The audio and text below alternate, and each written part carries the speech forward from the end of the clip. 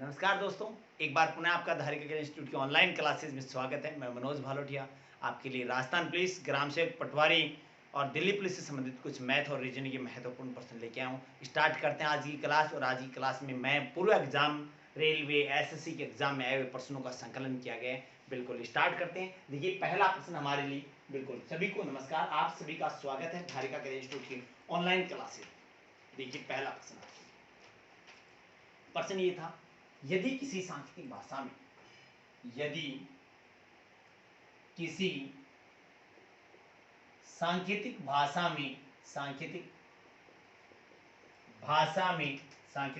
में MYTHIC को OAVJKE के रूप में लिखा जाता है, तो उसी भाषा में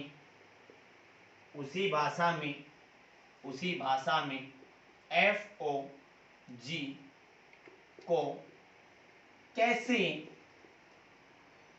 लिखा जाएगा? ये मेरा आपसे प्रश्न था। फटाफट इसका आंसर दीजिए। आपके पास कुछ सेकंडों का समय है, उसके बाद स्टार्ट करते हैं। हाँ जी, बिल्कुल। देखिए, आपके पास था किसी सांकेतिक भाषा में MYTHIC को आप लिख रहे हो OAVJKE के रूप में लिखा जाता है, तो उसी भाषा में FOG को क्या लिखा जाएगा या कैसे लिखा जाएगा? देखिए, ध्यान दीजिएगा, मैं आपको एक छोटा सा तरीका बताता हूँ, गौर कीजिएगा। सबसे पहले क्रमांक लगाते हैं। M 13 नंबर पर, Y 25 नंबर पर, T 20 नंबर पर, H 8 पर, I 9 पर और C 3 नंबर पर। सबसे पहले था उस शब्द के आप क्रमांक लगाइए अल्फाबेट का। आपने कहा O 15 नंबर पर, A 1 नंबर पर। अब देखो, A को मैं एक नंबर, एक को एक नंबर भी लिखते हैं और एक को 27 नंबर भी लिखते हैं, क्योंकि आपने पढ़ा था कि एक नंबर पर भी A आता है, 27 नंबर पर भी A आता है। आगे चलते हैं। V 22 पर, J 10 पर, K 11 पर, E 5 पर। देखिए, 13 प्लस 2 15, 25 प्लस 2 27, 20 प्लस 2 22, 8 प्लस 2 10 और 9 प्लस 2 11 और 3 प्लस 2। इसका मतलब ये था कि सभी में क्या किया गया था? प्लस 2 था। इसमें भी प्लस 2 था, इसमें भी प्लस 2 था। F 8 नंबर पे हो जाएगा। 8 नंबर देखो, 6 और 2 8। 8 नंबर पे कौन? डायरेक्ट लिखिए H। 15 2 17, 17 पे कौन? Q। 7 और 2 9 पर कौन? I। जिस विकल्प में HQI होगा, वो विकल्प हमारा क्या होगा? आंसर होगा जी। देखिए, 13 नंबर वाले को आप 2 प्लस करके कितना कर रहे हो? 15 कर रहे हो। 25 और 2 27, क्योंकि देखो A आपका 27 नंबर पर भी आता है, A आपका 1 नंबर पर भी आता है। बिल्कुल ठीक है जी। आगे चलते हैं। B आपका T 20 नंबर पे था। 20 में 2 जोड़े कितने हो गए? 22। आपने कहा 8 और 8 में 2 जोड़े 10, ठीक है। 9 में आपने 2 जोड़े 9 और 2 11 और 3 में आपने 2 जोड़े 5। इसका मतलब प्रत्येक अक्षर में क्या किया गया था? 2 जोड़ा गया था। प्रत्येक अल्फाबेट में प्रत्येक अक्षर में 2 जोड़ा गया था। तो 6 नंबर पर F, 6 2 8 पर कौन? H। आपने O 15 2 17 पे कौन? Q। जी 7 और 2 कितने पर? 9 पर। यहां तक ओके, क्लियर है? उम्मीद करता हूं समझ आया होगा यहां तक जी। चलो आगे बढ़ते हैं। देखिए, ध्यान दीजिए।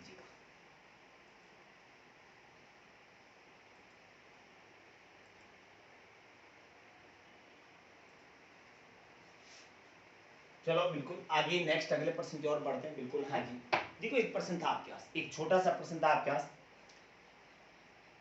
13 की पावर 1373 की पावर 36 माइनस था 1442 1442 की पावर 20 का एकक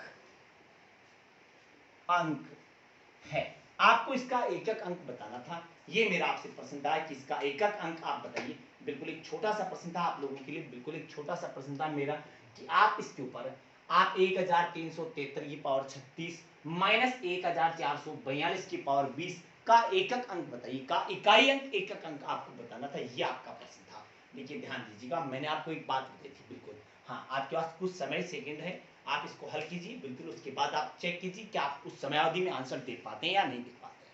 चलो बिल्कुल देखिए, आपको मैंने कहा था जब भी एकक का मतलब होता है इकाई अंक। कौन से अंक की बात कर रहे हैं हम? इकाई अंक की बात करें। कौन से अंक की बात करें? इकाई अंक की बात करें, तो आप इसका इकाई अंक उठाइए। मैंने आपको एकक अंक ज्ञात करने के लिए, अगर आपने सभी क्लासें ली तो मैंने बिल्कुल आपकी प्रैक्टिस क्लास में ये क्लियर करवाए कि आप इस एकक अंक पर ये जो पावर आती है इसमें किसका भाग दीजिए, 4 का भाग दीजिए, और पूरा पूरा भाग जा रहा है, पूरा पूरा भाग जा रहा है, 9 चौक 36, 9 बार पूरा पूरा गया 36, शेष क्या बचा, 0 बचा, जबकि जो शेष बचता वो पावर के रूप में लगाना पड़ता था।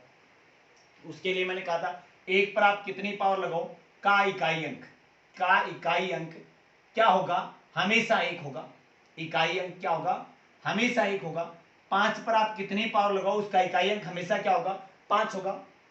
6 पर आप कितनी पावर लगाओ, इकाई अंक 6 हो, बिल्कुल उस पर कितनी पावर लगाओ उसका इकाई अंक कितना होगा, हमेशा कितना होगा, 6 होगा। अब इससे मैंने एक चीज और बताई थी, विषम इकाई का अंक अगर विषम हो और उसके ऊपर अगर 4 पावर लगा दें तो 4 पावर का मतलब 4 पावर या 0 पावर बचे तो उसका मतलब इकाई अंक क्या होगा, हाँ भाग देने के बाद, 4 का भाग देने के बाद अगर यहाँ पावर 4 हो या इकाई अंक 0, हाँ तो बिल्कुल क्या होगा, 1 होगा। उसके बाद अगर सम की बात करते हैं, अगर सम संख्या पर अगर हम 4 पावर बचती हैं तो उसका इकाई अंक कितना हो जाएगा, 6 हो जाएगा। ये आपको याद करना पड़ेगा। हाँ 0 का 0 होता है, बिल्कुल वो हमारे लिए इतनी कोई, हाँ 0 का तो हमेशा 0 होता है, हाँ बिल्कुल 0 का भी 0 होता है। चलो आप आगे देखते हैं, बिल्कुल ध्यान दीजिएगा आप मेरी बात पर। देखो 3 के ऊपर यहाँ पर पावर 4 लगाता हूँ, कुछ नहीं बचा इसलिए पावर 4 लगा दी। किसका निशान था भैया, माइनस का था 2, और यहाँ पर भी भाग दिया तो शेष क्या बचा, 0 बचा। किसका भाग दिया, 4 का, 20 में 4 का भाग दिया आपने, 20 में किसका, 4 का, 4 पंजो कितना 20, बच गया क्या, 0, 0 बचा, इसका मतलब आपको पावर कितनी लगानी, 4। अब देखो इसकी पावर अगर लगाएं तो आपके पास इकाई क्या होगा, 1 होगा।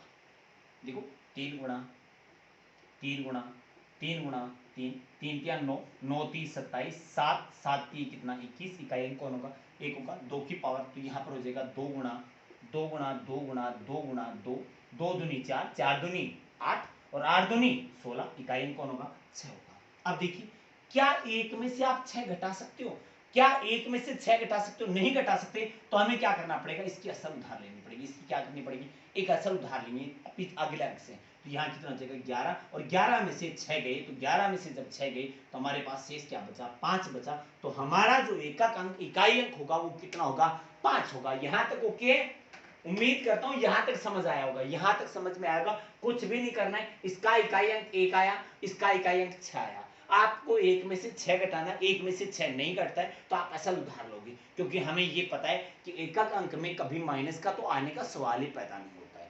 ठीक है जी, यहाँ पर आपने एक असल उधार ली तो 11, और 11 में से जब आपने 6 निकाले तो शेष क्या बचा, 5 बचा। ये आपका क्या होगा, आंसर होगा। जी बिल्कुल ओके यहाँ तक। तो इसका इकाई अंक क्या होगा, इकाई अंक क्या होगा, इकाई अंक, इकाई अंक क्या होगा, इकाई अंक 5 होगा। जी बिल्कुल ये आपका आंसर था। उम्मीद करता हूं यहां तक समझ में आया होगा। चलो आगे बढ़ते हैं, बिल्कुल चलो। यदि वीडियो आपको पसंद आए तो इसको लाइक शेयर जरूर कीजिएगा। अगर आपको वीडियो पसंद आ रहे हैं तो इसको लाइक और शेयर जरूर कीजिएगा ताकि ज्यादा से ज्यादा बच्चों तक पहुंच सके। चलो बिल्कुल आगे बढ़ते हैं। अगला प्रश्न था आपके पास, ये था, हाँ देखो, ए और बी, ए और बी 30 दिनों में, ए और बी 30 दिनों में, 30 दिनों में एक कार्य, 30 दिनों में एक कार्य पूर्ण कर सकते हैं, पूर्ण कर सकते हैं, जबकि जबकि ए कोमा बी और सी वही कार्य 21 दिनों में, वही कार्य 21 दिनों में पूर्ण कर सकते हैं, 21 दिनों में पूर्ण कर सकते हैं। तो सी अकेला, तो सी अकेला कितने दिनों में, तो सी अकेला कितने दिनों में कार्य पूरा कर सकता है। ये मेरा आपसे प्रश्न था। जी बिल्कुल फटाफट देखिए, बिल्कुल इसका आंसर क्या होगा। जी बिल्कुल देखिए आपके पास प्रश्न था ए और बी किसी कार्य को 30 दिन में पूरा करते हैं, जबकि ए बी और सी वही कार्य 21 दिनों में पूर्ण कर सकते हैं, तो सी अकेला कितने दिन में कार्य को पूरा कर सकता है, ये मेरा आपसे प्रश्न था। चलो देखते हैं। देखो आपने क्या कहा ए और बी 30 दिन में, तो सबसे पहले लिखता हूं मैं, हाँ बिल्कुल आपके पास कुछ सेकेंड है, आपका आंसर क्या आता है बिल्कुल आप कमेंट बॉक्स में उसको आंसर दीजिए बिल्कुल। उसके बाद हाँ जी देखो मैं बता रहा हूँ आपको ए और बी, तो आप सबसे पहले लिखिए, देखिए मिलान कीजिए अगर आपका आंसर सही है या गलत। ए और बी किसी काम को 30 दिन में पूरा करते हैं, तो मैंने आगे लगा दिया समयावधि 30 दिन। उसके बाद लिखा ए बी और सी वही कार्य कितने दिनों में, 21 दिनों में, तो मैंने लिखा ए प्लस बी और प्लस कौन सी वही कार्य कितने दिन में करते हैं, 21 दिन में करते हैं। मुझे क्या करना था, 30 और 21 का एलसीएम लेना था। ध्यान दीजिएगा 30 और 21 में किसका भाग जा रहा है, 3 का जा रहा है, मैंने 3 उठाया, यहां पर 10 था और यहां पर 7 था। क्या 3 7 और 10 में कोई कॉमन है, कोई कॉमन नहीं, इसका मतलब 7 भी आएगा और इसका मतलब 10 भी आएगा, तो इसका जो एलसीएम होगा वो क्या होगा, 210 होगा। आपने 30 का भाग दिया कितनी बार गया, 7 बार, 21 का भाग दिया कितनी बार गया, 10 बार। ये क्या थी, उनकी कार्य क्षमता थी, अर्थात एक दिन में उनके द्वारा किया जाने वाला काम था 7 और तीनों के द्वारा किया जाने वाला था वो कितना था, 10 था। देखो ए और बी एक दिन में 7 कार्य करते हैं, ए बी और सी 10 कार्य करते हैं। आपने पढ़ा कि सर ए और बी तो 7 ही कार्य करते हैं, तो यहां पर भी ए और बी कितना काम करेंगे, 7 ही काम करेंगे। बिल्कुल यहां पर ए और बी 7 काम कर रहे थे, तो यहां पर भी ए और बी कितना काम करेंगे, 7 काम करेंगे। जबकि जो ही सी को मिलाया काम कितने होने लगे, 10 होने लगे, तो कितना काम एक्स्ट्रा किया, और वो एक्स्ट्रा काम किसने किया, सी ने, तो सी की कार्य क्षमता कितनी होगी, 3 होगी। रोजाना प्रत्येक दिन डेली आपने कहा, क्या कहा कि सी डेली कितना काम करता है, 3 काम करता है। आप क्या चाहते हो, सी अकेला उसी काम को, उसी को कौन सी को, 210 को, सी कितने दिन में करेगा, तो 210 बटा कौन 3, टोटल काम 210 था, पर डेली उसका काम या उसकी कार्य क्षमता कैपेसिटी थी वो क्या थी, 3 थी। आप 3 का भाग दीजिए तो कितने दिन में करेगा उसको, 70 दिन में उसको पूरा कर देगा। कितने दिन में पूरा कर देगा, 70 दिन में पूरा कर देगा, ये आपका आंसर होगा। जी बिल्कुल ओके, यहां तक 70 दिन में उस काम को पूरा कर देगा, ये आपका आंसर था। जी बिल्कुल ओके, हाँ ना बोलिए भैया, यहां तक ओके, क्लियर है। चलो आगे बढ़ते हैं, हाँ जी चलो नेक्स्ट। अगर आपको किसी प्रश्न में कोई डाउट कोई संशय रहता है तो आप बिल्कुल निसंकोच आप कमेंट बॉक्स में कमेंट करके बता सकते हैं। जी बिल्कुल,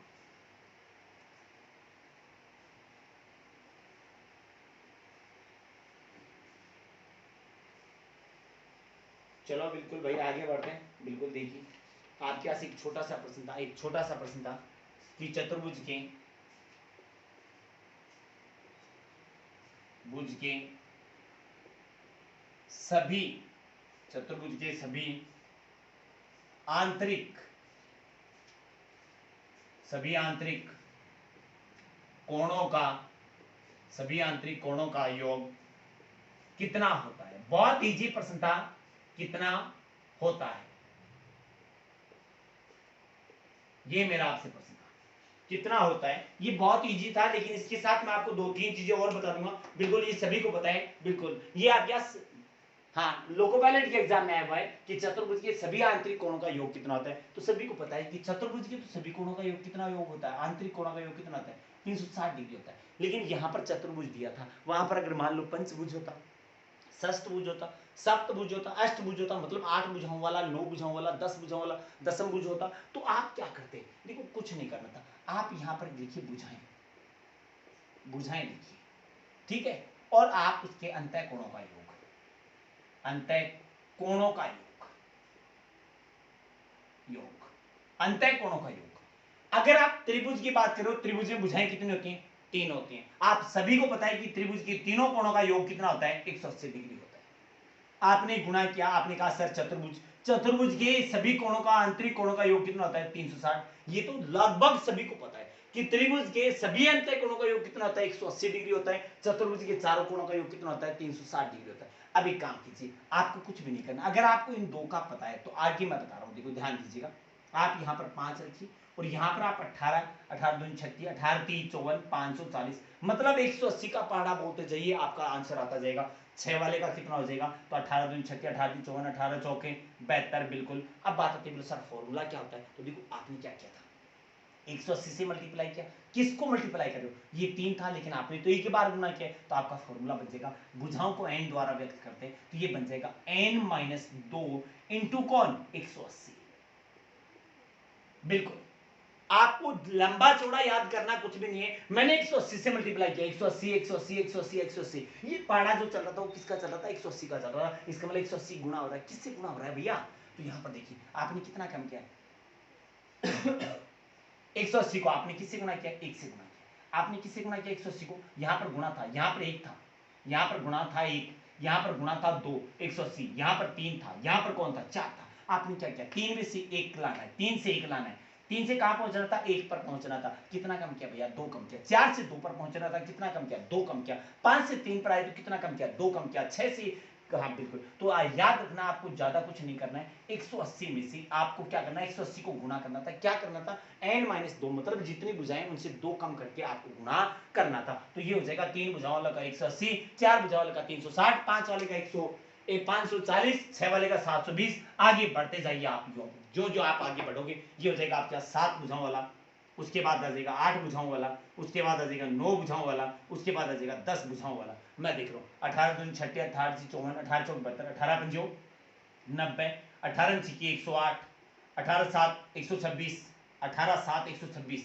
बिल्कुल देखो 7 से गुना 2 कम करके 9, 7 से गुना करेंगे तो 0 का 0, 7 8 56, असल लगी कितनी 5, 7 1 7 5 12, और इसको 18 अंकी कितना 18 अंकी कितना 144, बिल्कुल ये आपका आंसर होता जाएगा, यहां तक ओके।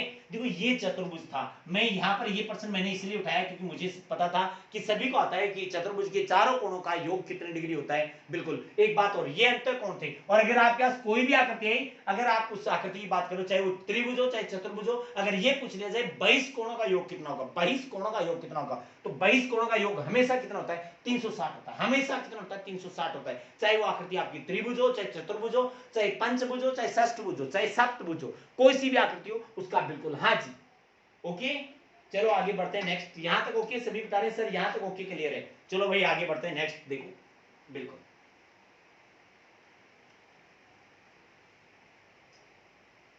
यहां तक सभी कह रहे हैं सर ओके, फिर भी अगर आपको किसी प्रश्न में कोई डाउट रहता तो बिल्कुल हाँ, अगर प्रत्येक कोण की बात करें तो उसमें n का भाग और देना पड़ेगा आपको, उसमें ज्यादा कुछ नहीं करना पड़ेगा आपको, n का भाग और देना पड़ेगा, उसमें क्या करना पड़ेगा आपको n का भाग और देना पड़ेगा, जी बिल्कुल ओके। चलो भाई आगे बढ़ते हैं, चलो एक नेक्स्ट प्रश्न मैं और बताता हूं, देखिए भाई अगला प्रश्न आपके लिए बिल्कुल देखो, एक कोड भाषा में, एक कोड भाषा में, एक कोड भाषा में 349 का अर्थ है पेंटिंग इज आर्ट, 749 का अर्थ, 749 का अर्थ है, 749 का अर्थ है ड्राइंग इज आर्ट, जी बिल्कुल आर्ट, और 573 का अर्थ है, 573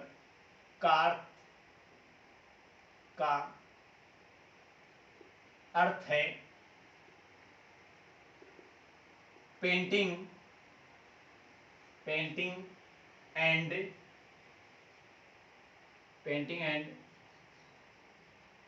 ड्राइंग है, तो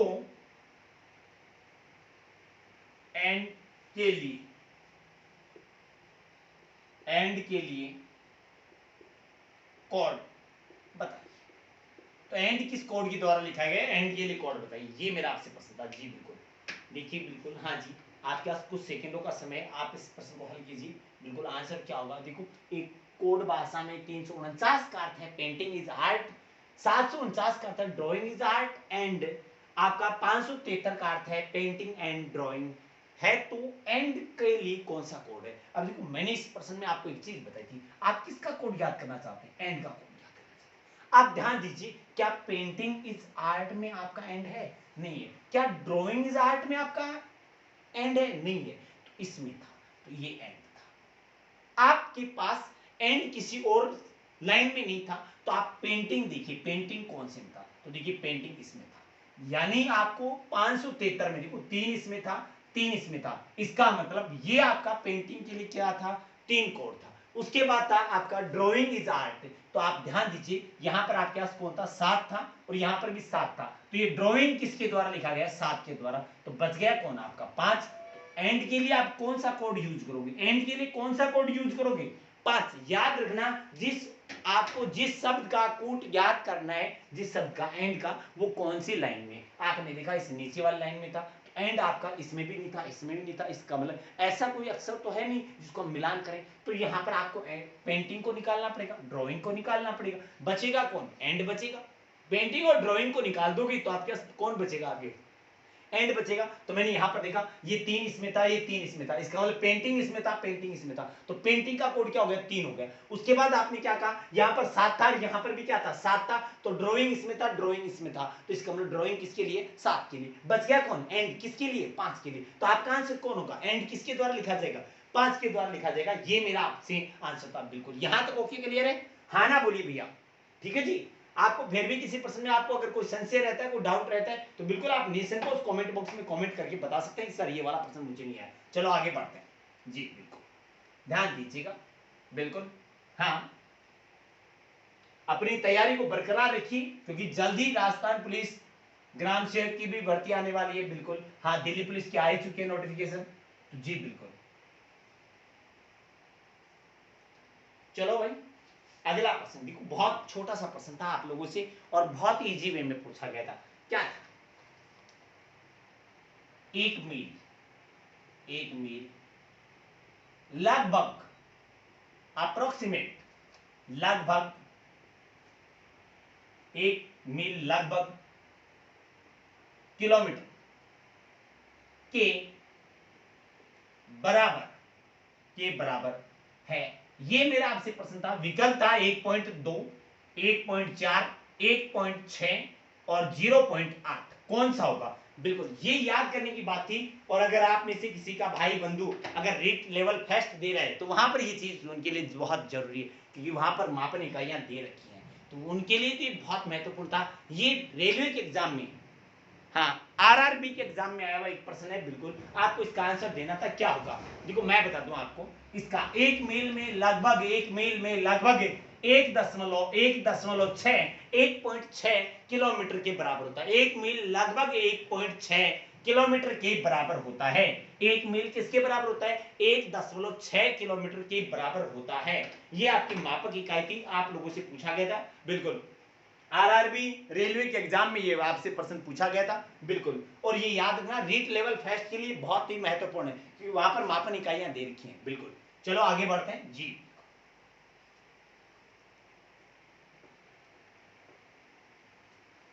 चलो भाई, नेक्स्ट अगला प्रश्न था आपके लिए। बिल्कुल हाँ जी, देखो प्रश्न ये था, यदि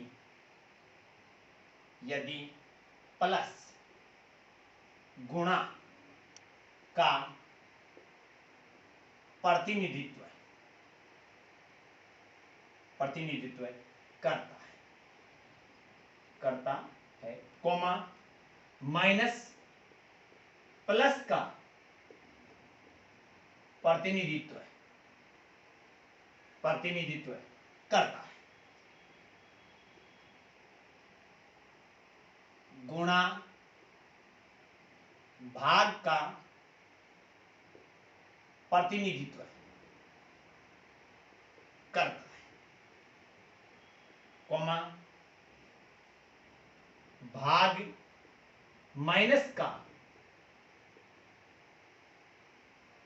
प्रतिनिधित्व करता है। तो निम्नलिखित समीकरण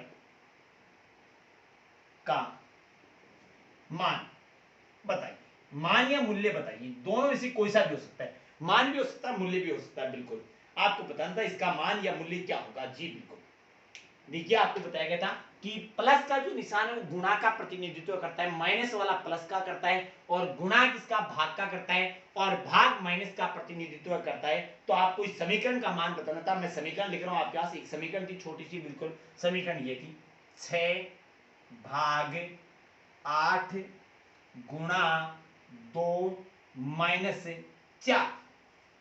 बिल्कुल ये मेरी समीकरण थी, इसका मान क्या होगा ये आपको बताना था। जी बिल्कुल बिल्कुल, देखो प्लस जो है ना, प्लस का निशान किसका प्रतिनिधित्व करता है, गुणा। तो अर्थात प्लस की जगह क्या लगाना था, गुणा लगाना था। माइनस प्लस का प्रतिनिधित्व, इसका मतलब माइनस की जगह क्या लगाना था, प्लस का लगाना था। गुणा भाग का प्रतिनिधित्व, गुणा की जगह क्या लगाना था, भाग लगाना था। और भाग किसका, माइनस का प्रतिनिधित्व, तो भाग की जगह क्या लगाना था, माइनस का लगाना था। मैं लिख रहा हूं 6 माइनस, देखो भाग की जगह माइनस 8, गुणा किसका, भाग का कर रहा है, तो भाग कौन 2, और माइनस किसका कर रहा है, प्लस से 4। देखो ये माइनस किसका कर रहा है, प्लस का, गुणा किसका कर रहा है, गुणा किसका, देखो गुणा की जगह भाग लगा दिया, भाग की जगह क्या लगा दिया, माइनस लगा दिया। सबसे पहले इसको हल करें, ये यहां से बटा में आ जाएगा, कितना हो जाएगा 4, 6 माइनस 4 प्लस 4, ये माइनस का ये प्लस का कैंसिल। आपका जो आंसर होगा वो कितना होगा, आपका जो आंसर होगा वो कौन होगा, 6 होगा। आपका जो आंसर होगा वो कितना होगा, 6 होगा। जी देखिए, हाँ देखो आपको यहां पर इसमें एक बात ध्यान रखनी थी, भाग की जगह क्या रखना था, माइनस रखना था। भाग की जगह देखो माइनस रख दिया, गुणा की जगह क्या रखना था, भाग रखना था, और माइनस की जगह क्या रखना था, प्लस रखना था। जी बिल्कुल ओके, चलो आगे बढ़ते हैं। देखो एक चीज बताओ, आज की क्लास में इतना ही। आज की क्लास आपको कैसी लगी आप हमें कमेंट बॉक्स में जरूर बताइएगा। आप सभी को धारिका परिवार की ओर से रक्षाबंधन के पावन पर्व की हार्दिक शुभकामनाएं। आपकी अगली क्लास रक्षाबंधन की बात होगी, जो आपको नोटिफिकेशन के द्वारा दे दी जाएगी। आप सभी को एक बार पुनः रक्षाबंधन की हार्दिक शुभकामनाएं इस धारिका परिवार के समस्त सदस्यों के द्वारा। बिल्कुल मिलते हैं अगली क्लास में रक्षाबंधन के बाद। तब तक के लिए धन्यवाद। जय हिंद, जय भारत।